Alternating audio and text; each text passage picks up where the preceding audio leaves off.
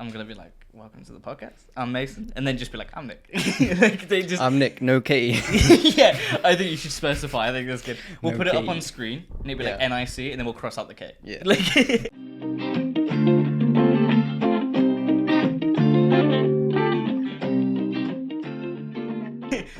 Welcome to the Munchie Media Podcast. I'm Mason. And I'm Nick with no K. With no K. We're in a fucking new year now. Yeah. 2022. I'm so excited. We're doing our fucking first episode of the podcast, finally. Let's fucking go. I think we've been talking about making a podcast since... I wanted to get this done at the start of summer. Yeah. It's now 2022 in the opposite weather. But we're finally here. Yeah. And I feel like we've got a pretty good fucking setup going right now. This looks professional. I think so. This looks good. We've got a good start here. Yeah. You know, I want to celebrate. I brought like a nice bottle of nice whiskey, James Eddie's. It smells fucking peng. If you're willing to have a glass, let's do it. Hopefully without breaking any glasses. I'm not really someone that has ever done like New Year's resolutions, but this year I think it's been the best time to kind of get into that stuff. You know. Yeah. My resolution for this year was just to be making shit, to finally get into like content creating, right? Yeah. Have you got anything like personal that you kind of want to change this year? That sounded so good. Yeah, it's a good cork. I mainly just want to get my life together, be more productive. I want to, be working more. I want to make stuff because I think, we're creative people, or at least we want to be creative people. So yeah. I think part of that is that we kind of have to, part of our identity is we have to make stuff. And if we're not making stuff, then it kind of brings you down. I think the hardest part about it is motivation, right? Yeah. Yeah. And just, not procrastinating. That's the goal, It's a bit hard, but we'll see. Because it's like even though like a lot of the stuff that we're gonna be making, I think is the best way to put it. A lot of it's like hobby stuff, right? Like I'm making gaming stuff, and it's like that's what I do recreational. Yeah. But as soon as you make it into work, it's so much harder just to do it. Yeah. Because you put so much, like, I think your expectations for it get so high, right? Yeah. Well, the thing is, we're doing a lot of these things anyway, right? Well, like with video games. Right, you have your PC, you have your Xbox, you have your PlayStation, so you have this wide plethora of different games you've played because you have all the platforms, right? And then I have my PC as well. It's like we're playing Halo, we're playing this, playing that. So, it's just stuff we're doing anyway. So why not? We can share that in some way with other people. Yeah, man. So it's just stuff we're doing anyway, or stuff that we enjoy doing. Like I enjoy photography, so I'd love to just. Let's go out. We'll go find a nice spot. Let's take some photos and just, edit them and then post them. Or, I have a real big issue with following through. I like to plan. I like to get up to the point where I'm essentially ready to do it. Yeah. And I'm like, I'll finish it later. Yeah. I never fucking finish it. I think that's something I need to change for this year. I just need to follow projects through. Yeah. I definitely agree. I think that follow through is going to be like the big goal of this year. It's not just we can talk. We've done it. We can talk about ideas all day, every day for an entire year. Oh my god, yeah. But like, how much pre-production have we gone through? Like, we've been doing this. We've been trying to get this set up for like months now. Yeah. And I feel like we've had so many sessions where we've just like planned and we've done shit, but it's just like. I think that's the first time I've ever heard the outside world come into your living room. Yeah, it doesn't happen often, but when it does, it's usually... It's like built-in sound effects. Yeah. The sound effects of London are just coming through, Yeah, the realities. I'd like to celebrate first episode, New Year. Hopefully we can look back on this in a year and be proud of ourselves. What do you think? That's a good start, man. The gut reaction was just like, nah. My body's like, whoa. Yeah, man. Whiskey's got burnt to it. But you are drinking it neat, to be fair. Not many people go for a neat drink. I mean, it's because we don't have ice, but like... Oh, well. I like it, man. I don't know. There's something about whiskey. It's just like... To me, it's the perfect drink. Because I feel like it punishes you for drinking. And I feel like you earn the drunk, right? It's like you don't have to like go through pints. Just a fucking quick, I'm drunk. Yeah. But it burns. It's like, I don't see it. And it's not nice either. So it's not like, I won't want to finish all the bottle. I won't want to drink a lot of it because I don't need to. Exactly. Like when I'm sat at home, I'm never like, I'm gonna drink some whiskey, like to chill Yeah. out, because I'm not chill when I drink whiskey. I'm like, ooh, I'm like, it kind of builds me up, you know. It's a good Yeah. it's a good drink when you're out, because it kind of gives you that kick up the ass, Yeah. you know. It's like, if I lived in southern Texas, I'd probably say this would it kind of makes you want to slap your grandma, you know, like it's got that kind of vibe to it. Yeah. But it's good because I feel like it's so easy to get like a sweet drink, right? It's Yeah. like it doesn't even taste like alcohol. Yeah, you have your ciders now, and they're real sweet. They're Oh real my God. fruity. They're real sugary. Because obviously, so I'm from It Bristol. tastes like juice. And Bristol is like cider heavy. Yeah. Like Thatcher's is the most common. Like we drink. Oh, it more okay, than but water, right? that's like apple and pear cider, right? Is there more than apple and pear? Yeah. Have you not seen I worked in a Copperberg? bar. Oh yeah, shit. I Like, guess like Copperberg and those types where it's like strawberries and lime or pineapple and. So can you just something. make cider out of fucking anything? Is it just fermented fruit? I don't actually know what the difference is. Right, because I think so everything's like fermented, right? So like sake's rice, cider's like apples, pears, I guess any fruits. Barley is usually used for like beer and shit. Because I think whiskey's made with like whey, Whey. I don't fucking. I don't think whey is whey's used in like protein powder. Okay. Whey is a byproduct of milk. I swear I've seen it. Either that or I've been watching too much Queer Eye recently. You might be talking about rye. Right. Rye. I mean, rye. Yeah, because rye. It's like whiskey's rye a thing. and barley, like that. Those are what they use to like make beer as well, like hops, I think. Oh, okay. Yeah, You know, yeah. like that kind of thing. I love talking about shit as if I know what I'm on about. I'm one of the most uneducated people on like most fronts. That's fine. But I Just think say it as is. if you've got good terminology, like if you've got a good vocabulary, Mm-hmm. you just sound smart. And it's just like that's how I got through. Like growing up in Bristol, so the Bristol accent is probably one of the dumbest accents out there. I think it's unfortunate because I know a lot of smart people from Bristol, but Okay. the accent kind of lets you down. Yeah. My family has a very thick Bristol accent. As you can tell, I don't. For No. a very Barely. specific reason. Is because like when I was growing up, I was like, I'm dumb.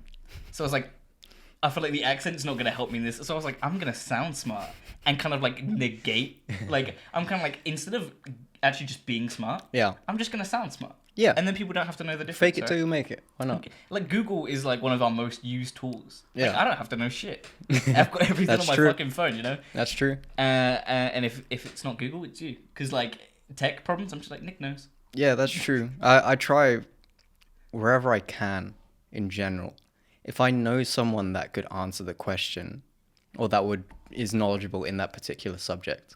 Like if I'm not technically, but like, as in like technical details, but if I want to know about a game, like if I wanted to know about a PlayStation game, like Spider-Man, for example, right? That I don't have a PlayStation, but like you have one and you have the game, you're like, yeah, it's like they've done all this and this and this, and then they did Miles Morales and they changed this and this. It's like, oh, To be fair, That's if there is- really If there interesting. is one thing to ask me, it is probably comic books and video games. Like, Yeah. it's the two areas that I kind of excel yeah, at. You know? or even like recently since Halo Infinite released, it's like, okay, like I've played Halo on and off, but I never really got into the multiplayer. Yeah.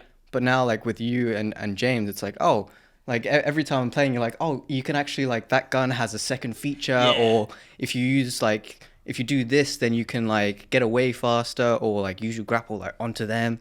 So if there's like something gaming related, then I go to you. If there's something else, like if I wanted to talk about coffee, right, I go to you or I go to my sister. I like that. Right? I like this brand that I'm setting up. Yeah. So it's like, you know, if you want to like, you know, today we're setting up the podcast, you want to know about cameras, you want to like, let's talk about mics and like tech, Yeah. or like PCs and computers and like. This is because I geek. feel like you teach me so much. I would just kind of like it's one of those things that I'm curious about, but like I'd never like go into research on my own.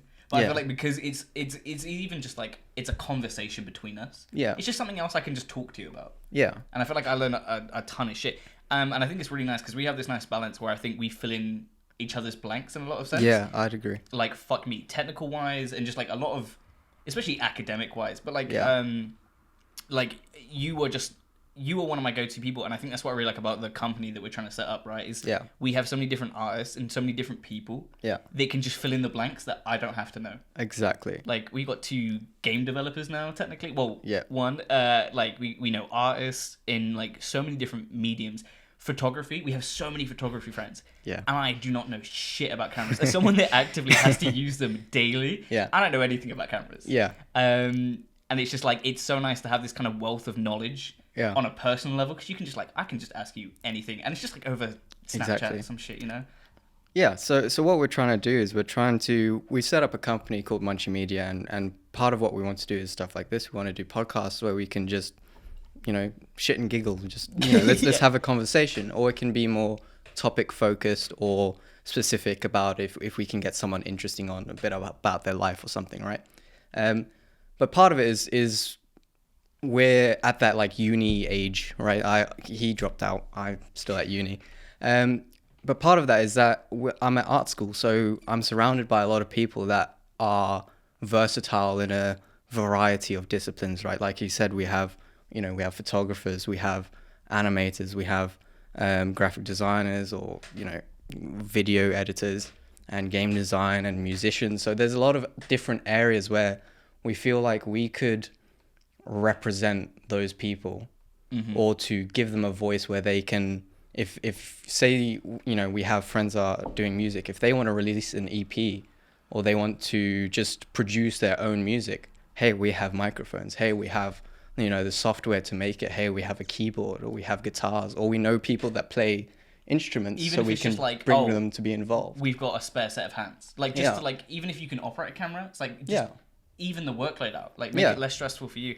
I think that's one of the things is, especially this age, like young up and coming creators, I think the biggest and hardest thing is just the lack of support. Yeah. Because a lot of things you just need money for. Yeah. Or you need things, and it's just like, this is just our way of kind of supporting the young creator community. Yeah. But like, without being like, you have to pay like a massive fee. Yeah. Do you know what I mean? Like upfront, like a uni course or something. It's just like, I don't know. Yeah. It's super nice though, because we get to meet so many cool creators as well. Yeah. Working in customer service, I work in a coffee shop when I'm not doing this, and obviously a common part of like working in customer service is like, if you have like neighboring stores, you'll cover other stores quite often. Yeah. So I get to meet a lot of different people, and I, especially because of what we're doing now, I try so hard to get to know everyone I meet.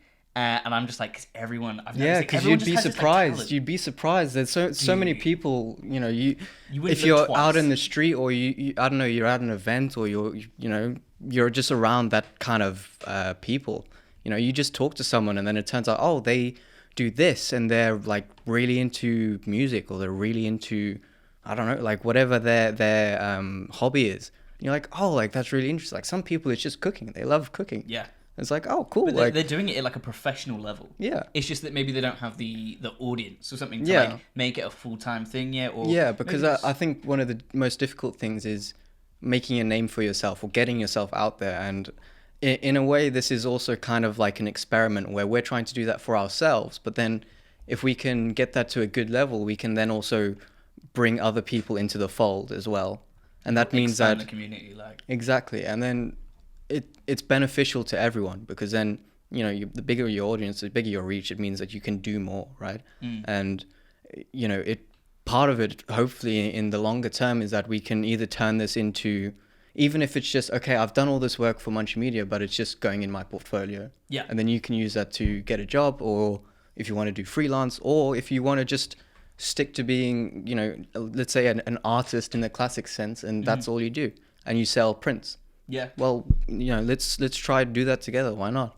100%, man. It's crazy, because I feel like, especially if you don't have a degree. Yeah. Like the thing I've realized is uni wasn't for me, right? And I was like, but the degree is the important part, because it's almost like a receipt that you have this skill. Yeah. And that's what kind of allows you to get into the job. And I was like, how can you essentially make up a degree, like that level, without having a degree? And I was like, well, it's just proof that you can do something. And by putting stuff online and sorting stuff out, it's just like, it's just your receipt. Like, oh, I worked on this. It's on this. Yeah, thing. yeah. It's been published, and it's just like. And it's there for people to see. Exactly, you can just see what you're capable of. Exactly. Like one of the artists that we know, they don't have an Instagram for a lot of their art, or they've put it in very obscure places. And it's like a lot of people as well. They have, say, like an art page, especially at uni. I see it quite often. There's a lot of blogs, and even for myself, I'm guilty of this. Is like I have my page, and then some people have their like art by fill in the blank. Yeah. But they maybe have 1 or 2 posts, and then they maybe post once every 6 months or once every couple of months. Yeah. And that means that, you know, their artwork might be really, really good and, you know, really attractive. But because there's no consistency, or it's not being put out there on a regular basis, it just means that, unfortunately, that doesn't go anywhere. But if we can get to the point where we can motivate ourselves and others and show that actually it's worth doing, then we can get people to start, you know, releasing more, and then we can help you do that. That's the thing. I think it's that one-to-one support. Yeah. Because, like, honestly, there's nothing more motivating for me than just seeing someone else enjoying what they're doing. Yeah, exactly. There's a girl I work with who's doing, like, documentary stuff just in her own time. She's like, I'm going to buy a drone. I'm going to go traveling. And I was like, just hearing her talk about how excited she was, I just wanted to go home and make shit straight away. And I was just like, because we talk a lot about, like, self-improvement, motivation, like, better choices. One of the biggest motivators I've had in the last year, and I'm not shitting you, Queer Eye. That show has kicked me up the ass so many times, because it's just like, just dress nicely today. Like, like, I'll trim my beard and I'll push my hair back and I go, oh, I look good today. And then I've just got this, like, confidence, like, kicks up just into that the little ass, boost, you know? Yeah. And it's just like, honestly, I recommend that show so fucking much. I agree. It's the only kind of, like, reality TV that I watch. Yeah, and there's like a system to it as well, right? I forget all the guys' names, right? But The Fab you know, Five. Yeah, the Fab Five. And so you have one that focuses on cooking, so it's like cooking and health, and like that's your focus.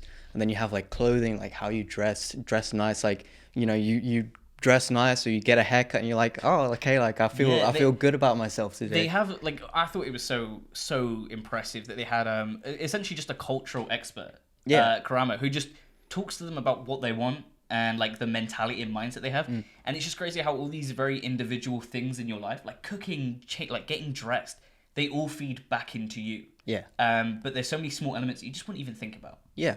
And then, you know, the best part of the show is that in the end, each one of those pieces come together, and then you see it's either like a family healed, or, you know, a person that now has a positive outlook where they can say, okay, like, I'm ready to go forward and I'm ready to, like, get my stuff together. And I think we're in that place right now where we're like, okay, like, the procrastinating has to stop. Like, it's just enough is enough. Let's just get on with it now. Like, you know. I was listening to another podcast and they were kind of talking about similar things, and he was saying that, like, this guy, he said he intentionally puts himself in places where people rely on him, because it makes him get deadlines. If he has deadlines for just him, it's fine if you go past that deadline. But he said as soon as you've got people relying on you, it's like, it's that fear of letting them down that just makes you work a little bit harder to get, like, the goal that you wanted anyway. And I feel like having a community, like, I think I want to get to the point where we can just rely on other creators, and it's like they can rely on us. It's like that give and take, and it's like, we'll give you a space, we'll give you equipment, we'll give you, like, our time and energy. Yeah, what do you need? How can we be of service to you? And I'm sure there'll be cases where, okay, someone needs some equipment and it's like, okay, we can't do that, or it costs too much, or whatever. But however we can help, that's our goal. Yeah, just to, like, facilitate. If you want to do a podcast, even if, you know, we have friends I have a friend, Lisa, shout out, who's, she's designed her own t-shirt, right? If she wants to design more, then we can market it for her. Or if she wants to design another one and she wants to, let's say, build, like, somewhat of a marketing campaign, okay, like, we have people that do photography. I can do photography. So let's print a few, get, you know, 5 or 6. Let's find some good looking people. Let's go out to a nice spot and we'll take some photos. 100%. We'll edit them. We'll make it look nice. We'll, you know, make something professional looking, and then, you know, we can release it. And that way, you know, even if it's just a small thing, we can contribute to your project in some small way. The nice thing about the diversity as well is we will eventually get to the point where different creators might have an audience. They aren't shared by everyone. It's just their audience. And it's like, we will have access to so many different audiences. And that's also a really nice thing. The fact that you can help each other out, be like, well, let's mingle our audiences, you know, see if we can make shit like that. Because I feel like a lot of creators, unfortunately, like, because they just make their content, it's very rigid. Like, they have to learn to adapt over time because audiences come and go. Whereas with this kind of, because we've got such a variety, we kind of got something for everyone, you know. And that's really nice to me. I like that we've just got this mix. It's like, you can come to us, and I'm sure there is something there for you. Yeah, because we don't want to get into, you know, we're in an industry where we don't have to be in a scarcity mindset. right? We we can say, oh, there's 1,000 podcasts out there, and ours might not get any traction. But I think just based on how big the internet is, you can find your spot, right? You find your niche, right? There's always a niche. So by having by knowing a lot of people that are into a lot of different disciplines. It just means that, okay, we're not in competition with each other. We can work with each other, and that way everyone wins instead of trying to. Planet of the Apes thing is like together, stronger. It's like you're absolutely right, Caesar. Like, because it's so much easier. Just even having someone to like give you feedback. Yeah. It could double the quality of whatever you're making. Yeah, because you can be making something and you're thinking like, oh, this is really, really good, or I'm saying the right things, or I'm reaching the right audience, or whatever, and then you get some feedback. You're like, shit, like I haven't been hitting the ball at all. That's how you course correct to then fix. 100%. I was covering a store the other day around London, and I met this one guy. He was so sweet. He was super polite. And I was talking to him. He was like, he was talking about how he does like 3D modeling. Yeah. And I was like, tell me about it. And he's like, I just like model 3D robots and I make YouTube. And I was like, that's fucking awesome. Because he was like, oh, like I'd love to be on the podcast. And I was like, dude, come on. I was like, I'd love to just talk about it. And I checked him out later on after that because he said to me like, his videos were in Chinese, and he was saying like, and also that's just so cool that you have an audience that's just not even in this country. Yeah. And I checked out his YouTube channel. He had like up to 90,000 views on a video. Yeah. He had like a good audience. And that's I was like, massive. And he's just working in a coffee shop. Massive. And it's like it's fucking insane to me that these just like hidden gems are just around the world. And it's like my goal to like uncover them. I feel like an adventurer. Yeah, Indiana Jones. I've said it. I've said it a few times to you. But what I'd love to do is like part of with what we do with Munchie Media and working with people is, in a sense, we're like curators, bringing forward people that otherwise may not have had that kind of spotlight, or like a platform. Yeah. So that there's art that you may not have ever seen that style of art before, and we may know someone that does that type of art. 100%, because we know someone that makes rugs, for example, right? Yeah. Rugs is a very hard thing to just like, you can't just make an Instagram and sell it, because you kind of need to have an audience already. Yeah. And I feel like that's the thing. If we manage to create an audience, it's like we then have somewhere, a platform for that niche to go. Yeah. And that's another thing I want to talk about is eventually I think we're hoping to have a website, right? Yeah. Where, as you said about your friend that makes t-shirts, it's like, well, we can sell it through our website. Yeah. There's a place to go. And I think that would be so cool in that. Yeah, we can host it on our website, or we can set up a little shop within our website. In some websites you have like categories or brands. Yeah. Right, we can have like Quinn's Rugs or whatever the name is, right? We can have those alongside and you can just pick, or we can just have it all available there.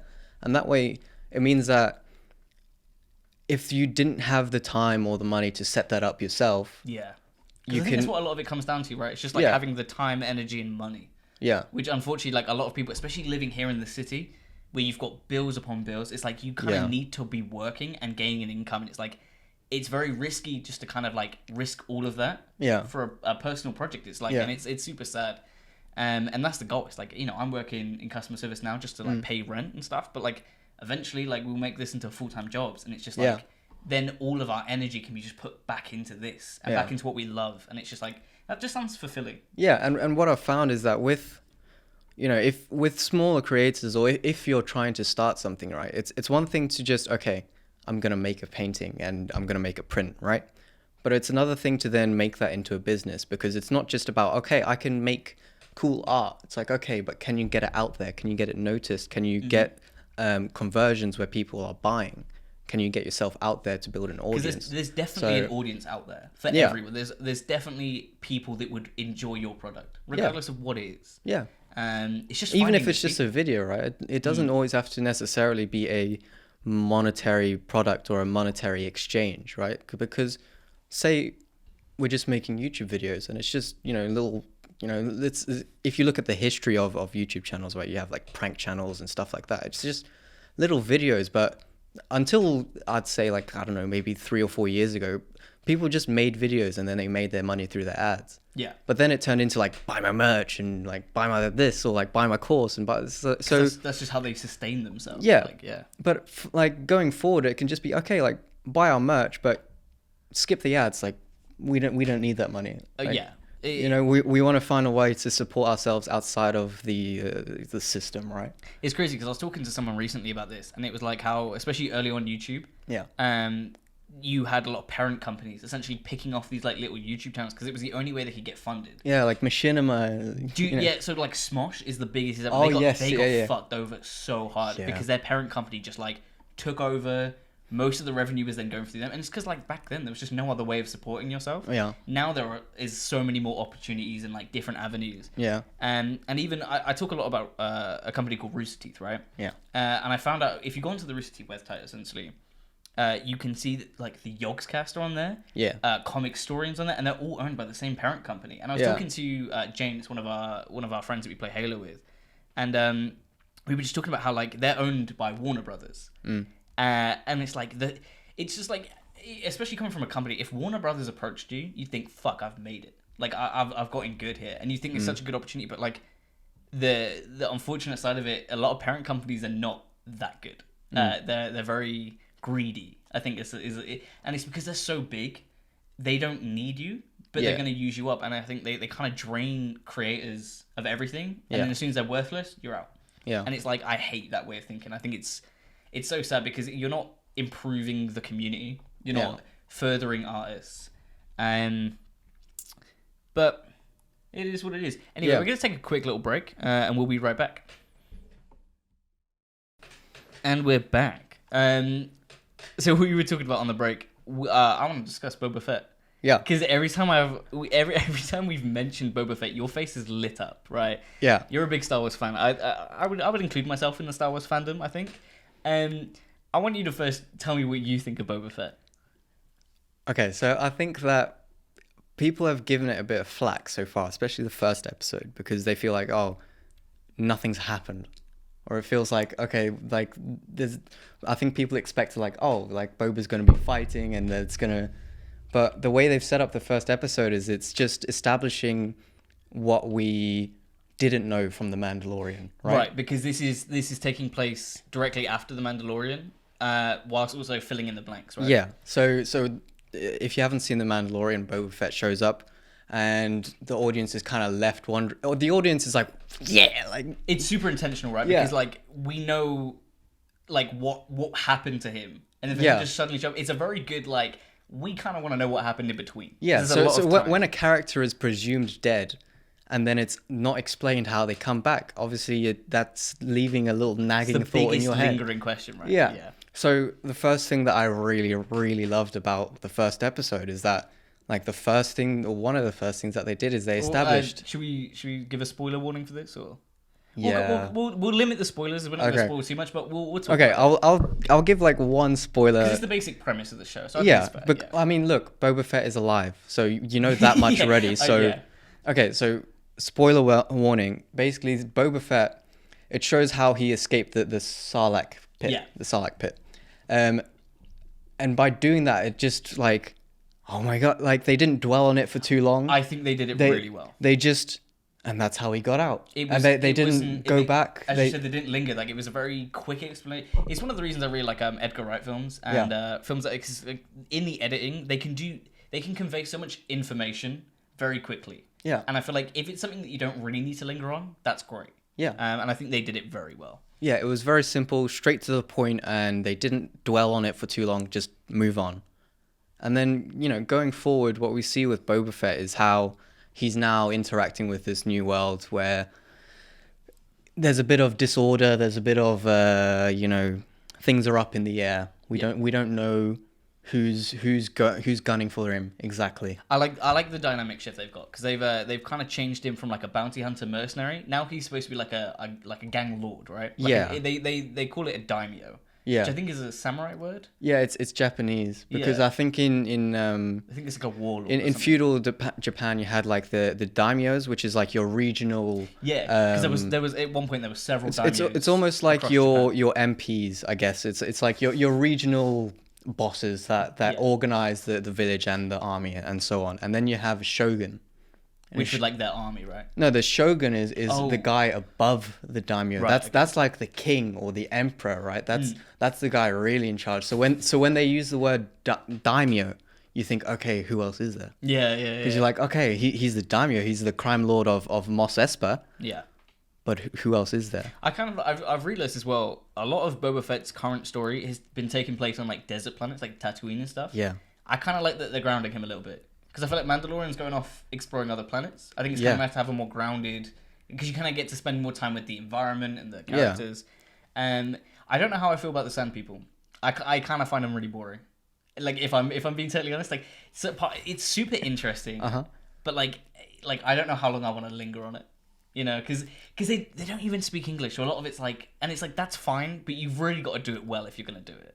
I think they've been doing a fine job. I think they have been doing it well, though, because what they're showing is how Boba Fett has interacted with them, and that, you know, if we think historically about Boba Fett, you think, oh, he's just this, like, ruthless killer. Yeah, space. But in fact, it's like, what we see a bit in this new series is that actually he has a heart, of course, and that he's willing to protect others, to protect himself, and to just do it out the goodness of his heart. He said he wants to rule out of respect. Yeah. I do like what they've done, because obviously when we left the original a man trilogy, of morals. he was a very kind of not empty character, but they left him very open to interpretation, which means they really could go anywhere. And because at the time of the original movies, right, Boba Fett was just almost like an extra on the set. He didn't really have a big backstory or anything like that. George Lucas is like such an unintentional genius, because you would, when you're crafting a story, you'd never think just to introduce a character like in the middle of their kind of like plot. Do you know what I mean? And give them no background, nothing besides making them look like an absolute badass. But they're already a full-fledged character.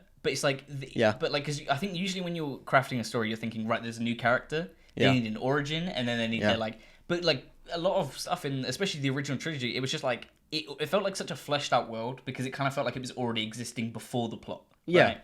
But I also think it's great because it gives you so much wiggle room to kind of build off their universes. Yeah.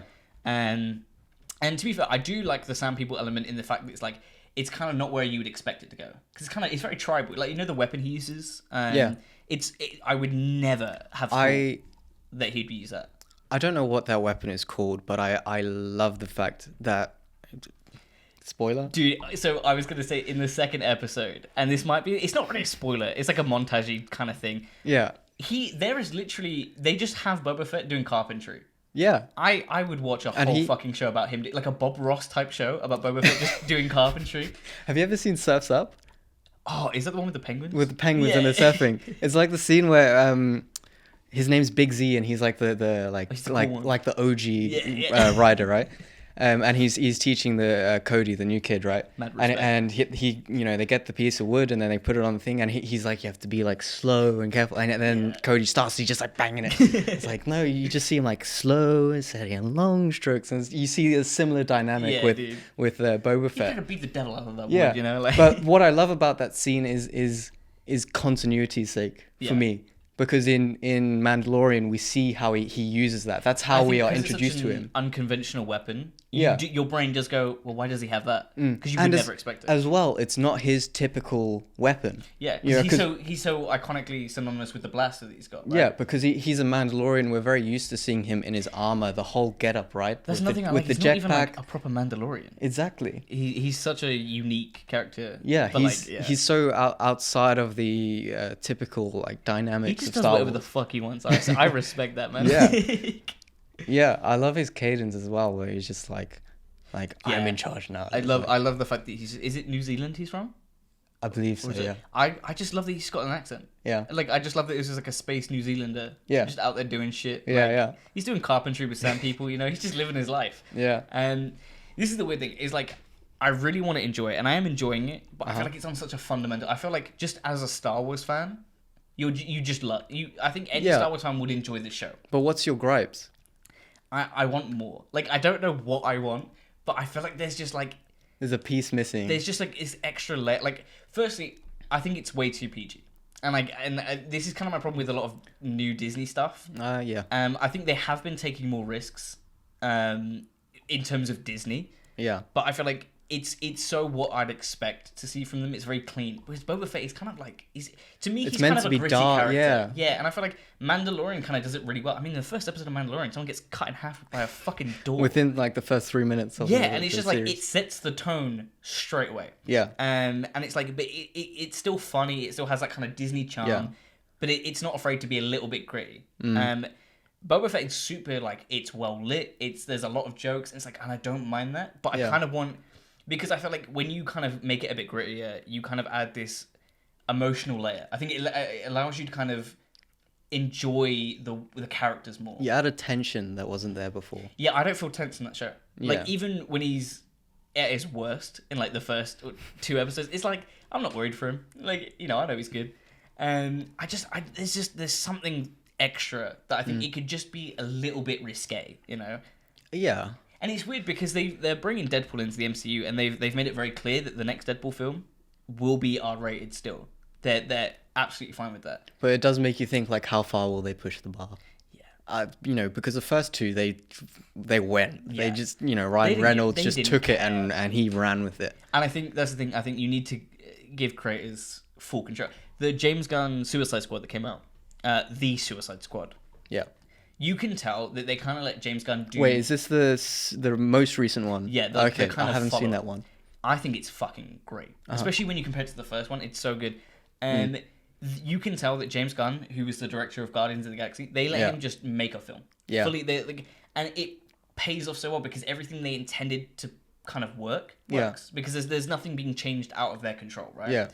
And I feel like, but I get it because Boba Fett's such a big IP within the Star Wars universe. They'd rather just play it safe. Yeah, and I think what I saw somewhere is that Jon Favreau he wrote every episode. You start sounding like me now. Like he wrote every episode for Boba Fett, and I think there's only one episode that he wrote collaboratively with Dave Filoni. And this thing, I think Jon Favreau is a fucking genius. Yeah, he's so good, and he's a fan. He's part of the Star Wars community. He grew up loving Star Wars, and it means he also knows what the fans want to see. Yeah, like I think that's and what we've seen as well already from interviews from like the behind the scenes of the Mandalorian and even the Clone Wars and going forward the different movies. You see in the interviews that they do post, you see the kind of joy and the excitement they have for the shows and for the not just the shows but the lore, like the history of Star Wars. They really want to do it justice and not spoil it like the last 3 films. Yeah. This is the thing, especially since I've been like working in media. Yeah. Behind the scenes are like some of my favorite things to see now because I just love seeing what goes on, like what the kind of vibe is. Yeah, the thought process. How did they come to this conclusion? Like the whole thing about the Mandalorian with the first kind of like the 3D room they made. Yeah. With the screens. It's like you wouldn't know that if you just watched the show. Yeah. It's not noticeable. Making stuff like that's really interesting. Yeah. And even stuff for like games have my favorite behind the scenes because there's so much that goes into it. Because especially now that we have like mocap and stuff, and we have proper actors coming in. Yeah, there's so many moving parts. It's like a full movie. Yeah. Just with all these added elements. And they had like a God of War documentary, and that was super interesting to me because it's such a big team. Like they go to Norway just to like get photos, just for like and references. I think the same for I mean, say what you will of Ubisoft, but for Assassin's Creed in the recent games, for Valhalla, for Odyssey, and then for Origins, they did really in-depth reference work on the the timepiece of what the geography actually looked like at the time, and obviously they take it in different directions where they're adding things that weren't actually there. But for the most part, if you explore an Assassin's Creed game, you'll often get like a pop-up, right? like this is the Roman Colosseum, or this is this. Yeah, or they this have or like this is the Acropolis is like in the game, and it's an actual place you can go, and it's intact. Because I think from Origins onward, they've had this history mode where you can kind of essentially walk around and just learn about the world, and like they definitely do their research, which I super respect. And then on top of that, they also have the notable figures of the time, right? Right. So because they try and weave it into the story. Yeah. So with Odyssey, they have I forgot his name. I completely blanked. Honestly, it's like Tutankhamun. It's like I don't know, Plato or something. It's Oh. it's one of the like great Greek philosophers. I think it is Plato. Pluto from Plato. fucking No, Plato. Mickey Mouse. No, Pluto. Just this. I'll tell you what. Like Assassin's Creed, I learned more about history in Assassin's Creed than I ever did in school. I learned to speak fucking Italian from the Ezio trilogy. Like obviously not full Italian, but like I learned words. I learned about the and because it made history fun, and I wanted to learn about that world.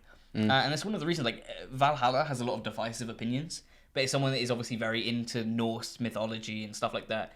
It was really nice just like learning about the world, and I think that's what like allowed me to play like 170 hours of that game. It's just because I was just like fascinated about learning more. Oh, Plato is in the game. I was right.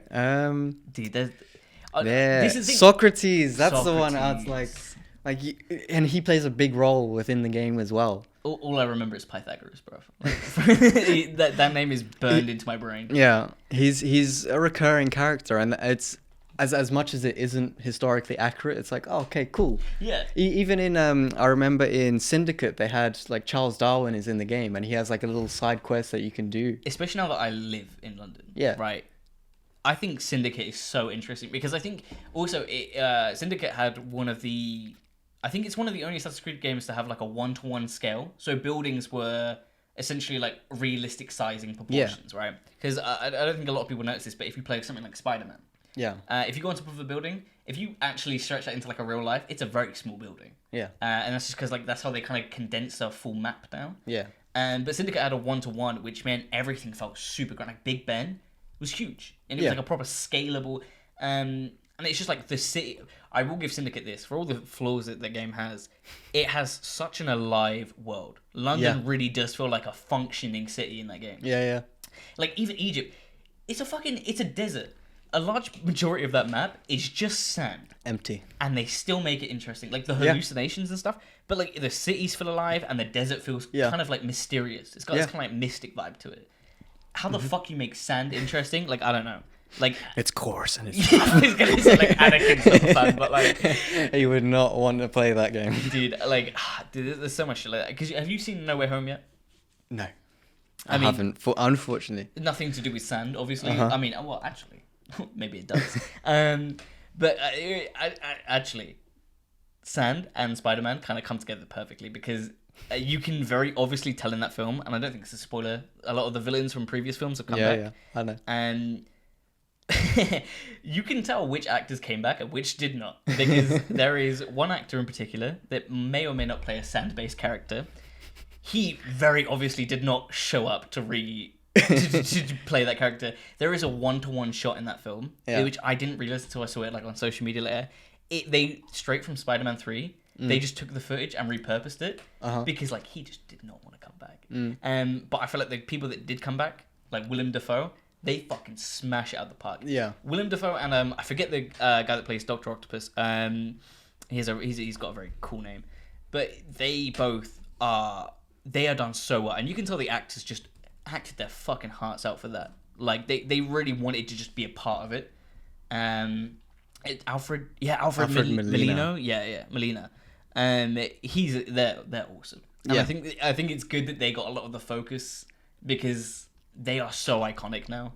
The Raimi trilogy. You would not get a film like Spider-Man, like the original like Tobey Maguire Spider-Man. You just would not see shit like it's so. I got flack for saying this before. It's what I would call a campy film, right? Yeah. I got told off by one of our mutual friends for saying camp in relation to media. Yeah. And I'm trying to because it is a media term for being kind of like goofy, I guess. I don't really know but like you kind of know campiness when you see it in terms of media. It has nothing to do, as far as I know, with like anything bad.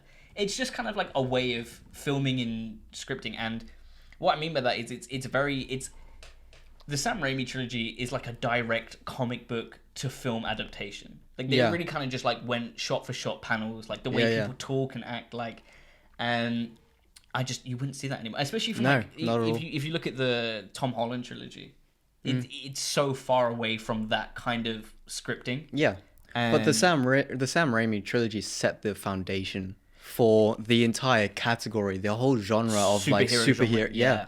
It's set the stage. I mean, there had been, you know, Superman films before and Batman and so on. It was mainly like Spider-Man and X-Men. I think they're the ones like propelled that genre like way ahead. Yeah, I think Spider-Man especially because Spider-Man has a reach far beyond just kids. I think it was one of the first major superhero films. Yeah. As far as I think so. Yeah, because it came out in 2002, I believe. Yeah, 2002. Dude, yeah. And the first Spider-Man film, my dad had a neighbor. He was awesome. I loved him to bits. He had it on DVD. Yeah. And I would always ask him to borrow the DVD. And I had it for so long. I remember, like, I saw him 10 years later. I went back to my village and I came across him. I was like, oh my God, how are you doing? Like, I got chatting. I still got that DVD. And I was like, I still have your Spider-Man DVD. I was like, do you want it back? And he was like, I think you can keep it. And I was like, no. You've earned it at this point. I haven't probably watched it since I was like 8. But, like, I rewatched that film constantly. Yeah, it lives in your memory as just such a good film. Because I don't even like Tobey Maguire that much. I think he's a terrible actor. No, I mean, in terms of casting, you know, everyone hated him on the set. Yeah, I was speaking to someone recently about Spider-Man because I haven't seen No Way Home yet, but I was talking about Spider-Man and they were talking about Tobey Maguire and the different Spider-Man, how, you know, Tobey Maguire, he's like a 30-year-old man in like a high school, like playing a high school character, and you see like the bullies in the school, they have like stubble, and you're just like, nah, you can tell they're definitely not kids. Yeah, you're just like, nah, like these aren't kids, or these aren't teens. Running after the bus. Yeah, and it's just like a grown-ass man running after a school bus. Yeah, and he's just like, that's not right. Yeah, he's like tapping and then the bus, like so he was like the oldest, but also almost like the darkest Spider-Man. In a way, like I disagree. I think Andrew Garfield's super edgy. Okay, yeah, I can see that. So you have like Andrew Garfield, and I find like he was a great Spider-Man in my eyes. Yeah, like during combat and like as the way he moved. Yeah, like the way he moved, and also the shit talking. Yeah. Like that is a key feature about Spider-Man, is that while he's fighting, he's kind of like... It's the quips, right? Yeah, he's riffing on his enemies and playing around. Because even though Spider-Man is probably one of the strongest superheroes, like he's super crazy strong, one of his best tools and weapons is just his shit talking. Yeah. Because he just pisses people off, and it just gives him an opening to be smart, you know? Yeah. And it's super... the character's so iconic because it's just this perfect blend of like relatable...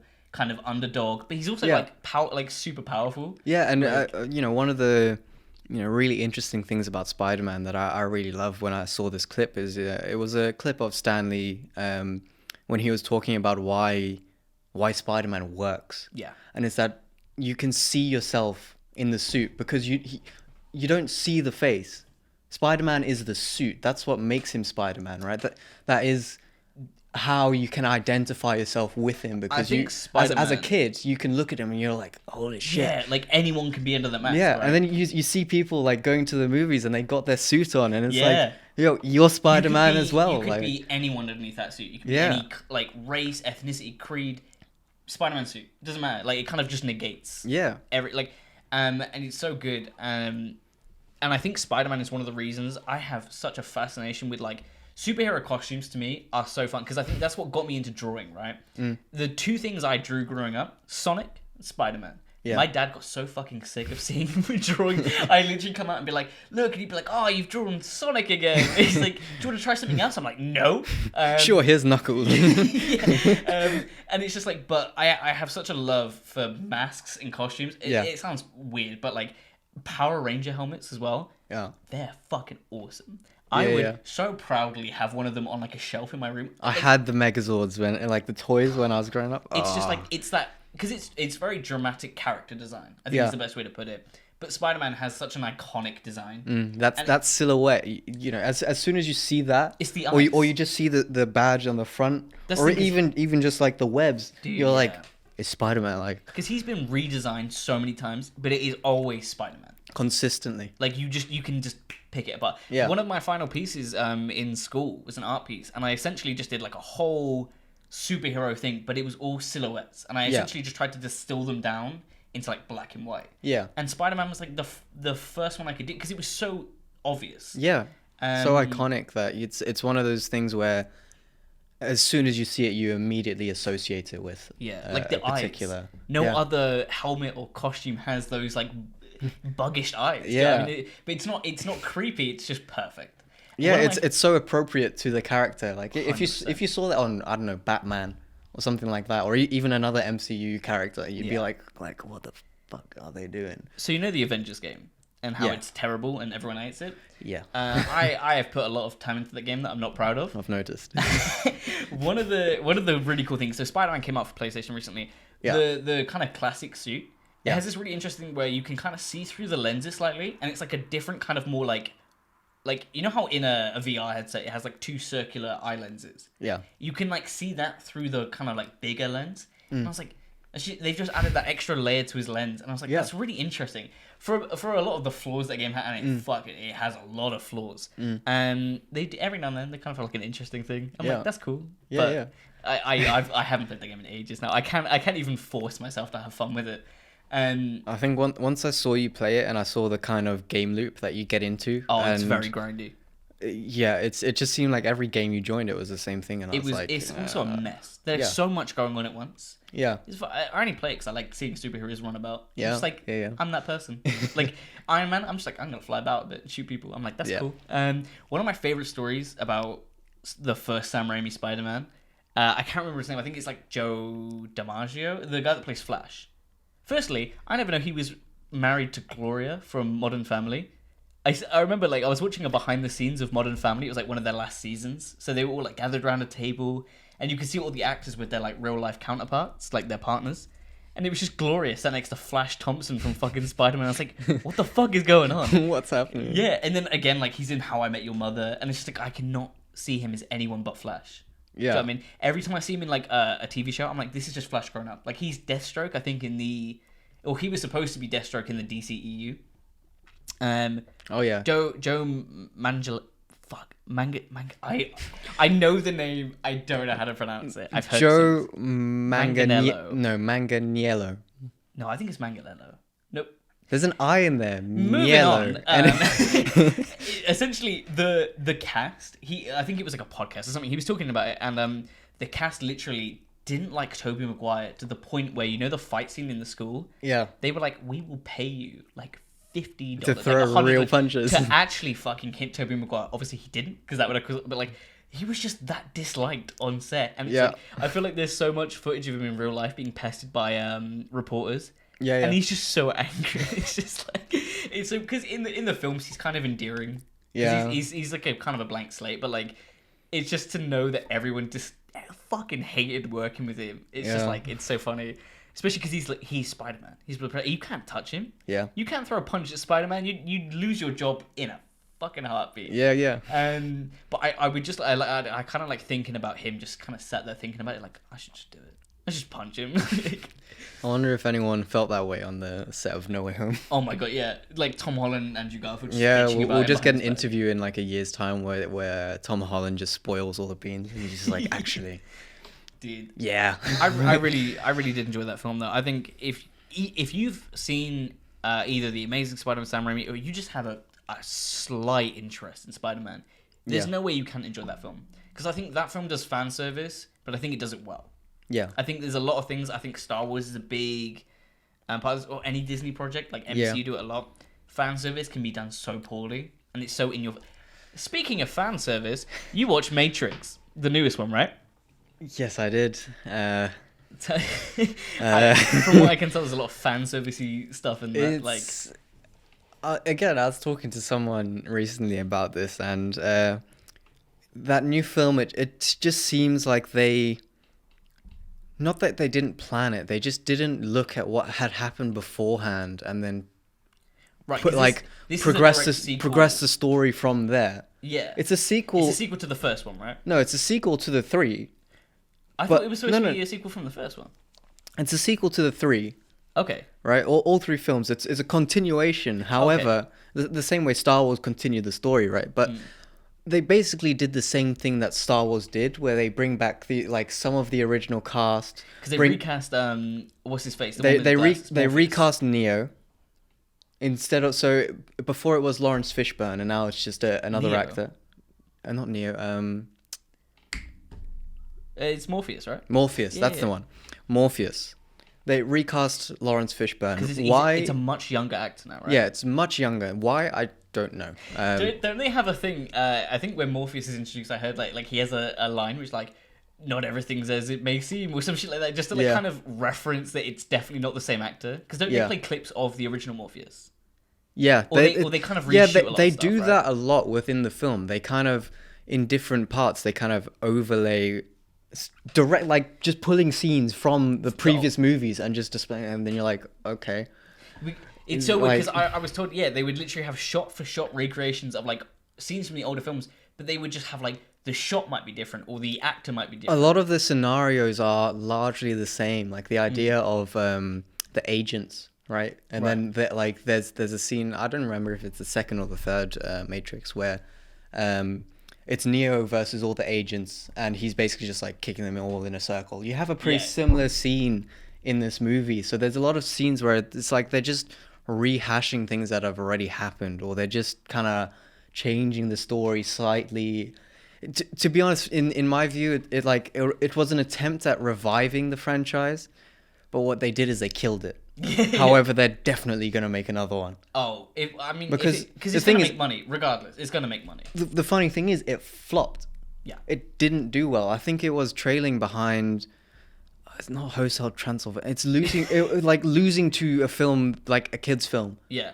In terms of box office numbers. And That's it's like, crazy. Wow, like what's going on? Because this is the thing. When you think about what made the first Matrix so great, I think one of the most obvious answers is just like the action and the bullet time. I've heard that they didn't even do that. Like I've heard that the action isn't even that good in the new one.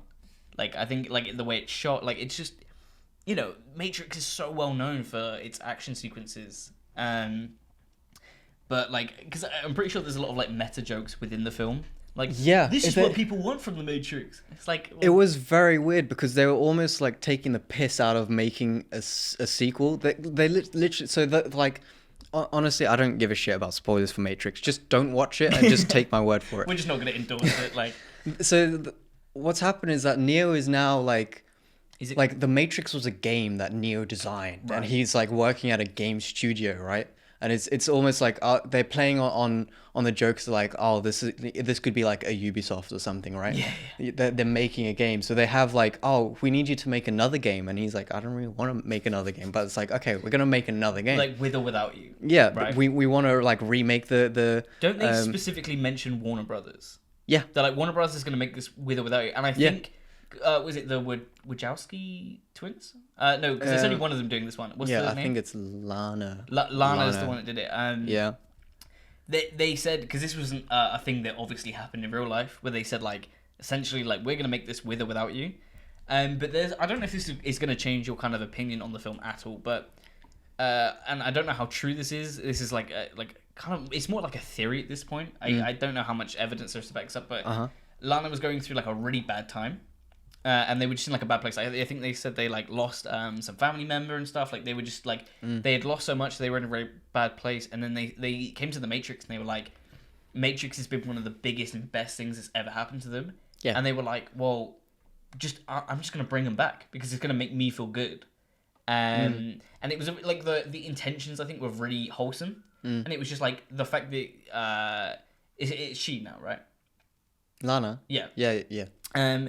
She essentially had the power to bring these loved characters back, which kind of helped them deal with like the real life loss. And I was like, there's a sweet kind of thing behind that. Yeah, it's like your creation is your baby, so you want to keep it alive. I think the word they use is comforting.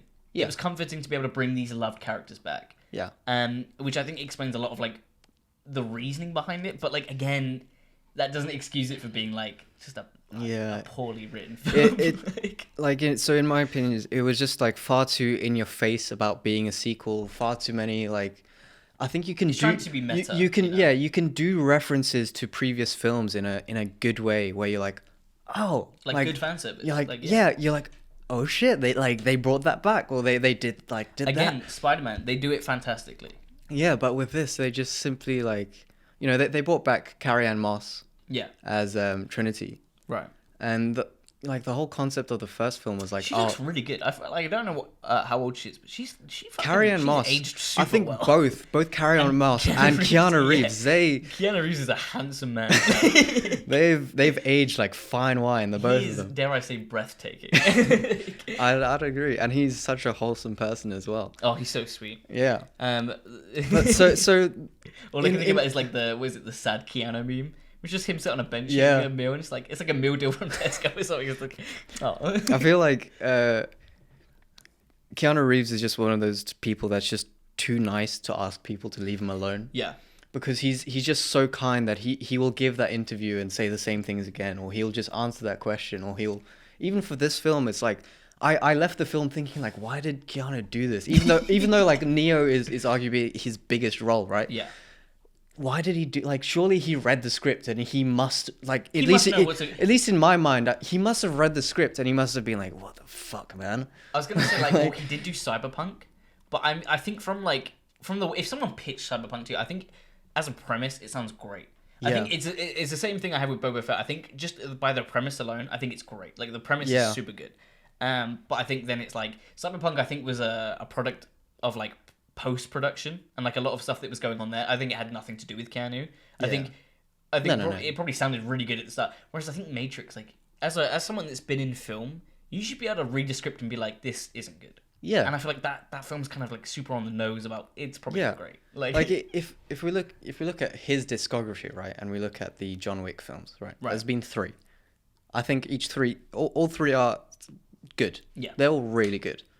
So you think like, okay, like Keanu Reeves is capable of that, and they just say like, we want to just keep making them. Yeah. And the action in that is like really, dude, it's intense. It's intense, and it's the amount there's of work stakes. He has to do. You know, basically in each of the movies, by the end, he's basically dead.